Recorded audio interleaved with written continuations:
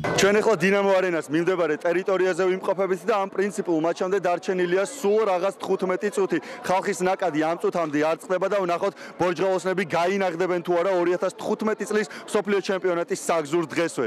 საქართველოს და რუსეთის დაპირისპირებამ საკმაოდ დიდი დაინტერესება გამოიწვია. ქართველი გულშემატკივარი საკმაოდ იმედიანად იყო განწყობილი და ოპტიმისტურ პროგნოზებსაც აკეთებდა. განწყობა არის საბრძოლო, მოლოდინი არის რომ აუცილებლად გავიმარჯვებთ. მოლოდინი, რა თქმა უნდა, დიდი ანგარიშით გამარჯვება, განწყობა შვენიერი შესანიშნავი ისეთი როგორიც უნდა გქონდეს ხოლმე ესეთ დღეებში, როდესაც რუსებს დიდი ანგარიშით ვამარცხებთ რაგბში.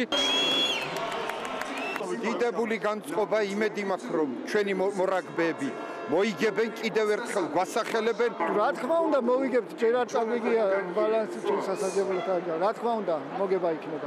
რაგბისტები მაგარი ბიჭები არიან, ჩოხოსნები არიან და მაგარი ხალხია.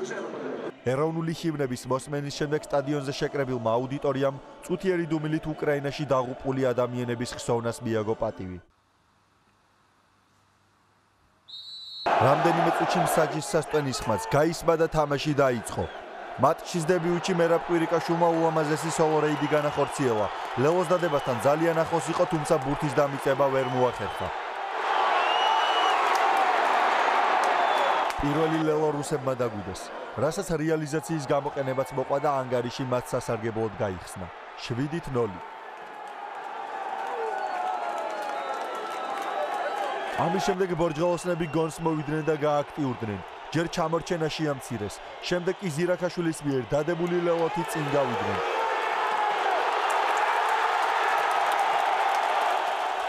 ტრიბუნები აგუგუნდა და სტადიონზე მისულმა 50,000-მდე გულშემატკივარმა მოახლოებული გამარჯვება იგრძნო. პირველი ტაიმი ქართველების გამარჯვებით 10-7 დასრულდა. მატჩის მეორე ნახევარში მოედანზე ძირითადად ქართველი მორაგბეები დომინირებდნენ. სტუმრებს ერთბაშად 4 ლელო დაუდეს. გარდასახვებიც კარგად შეასრულეს და საბოლოო ანგარიში 36-10 დააფიქსირეს.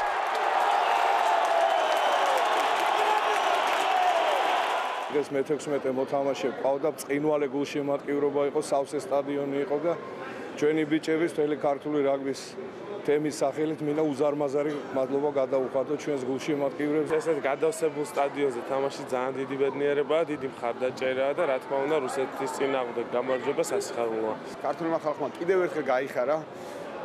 ვეცდებით რომ მომავალშიც გავაგზავნოთ ჩვენი წისვლა და რა ვიცი, აი მიულოცავ ბიჭებს, მიულოცავ ქართველებს და დიდ მადლობას მოუხდი რომ აი ეს მოგზავნდნენ და გვიხმაგეს და იმედია რომ გაგრძელდება მომავალშიც.